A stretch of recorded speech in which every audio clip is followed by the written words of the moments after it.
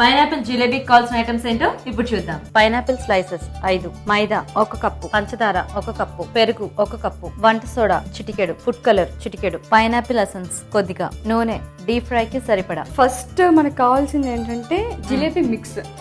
ఆ మిక్స్ కి మనం మైదా, పుల్ల పెరుగు కావాలి. ఎందుకంటే పులుపు ఎంత ఎక్కువ ఉంటే అంత బాగుంటుంది స్వీట్ టేస్ట్. సో అది ఇంకా వంట సోడా, ఈ 3 కలిపి 24 hours అంటే ఒక రోజు ఫుల్ గా నానబెట్టాలన్నమాట. అవునా? ఇప్పుడు ఇందులో కొంచెం ఫుడ్ కలర్ కలుపుకుందాం. సో ఫస్ట్ ఆయిల్ మనం వేడి చేసుకుందాం.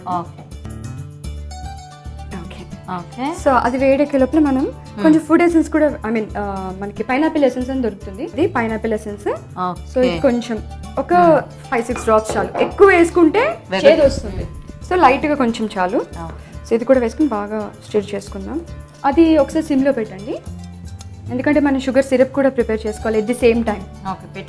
Okay, yeah. షుగర్ 1 కప్ అయితే కరెక్ట్ గా 1 కప్ ఆఫ్ వాటర్ వేసుకోవాలి. ఓకే.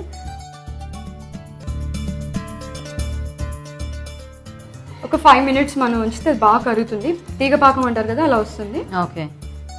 పైనాపిల్ ని ఇలా కట్ చేసుకోవాలి. మధ్యలో సర్కిల్లో ఉంది కదా, ఆ సర్కిల్ షేప్ నే కట్ చేయాలి మనం.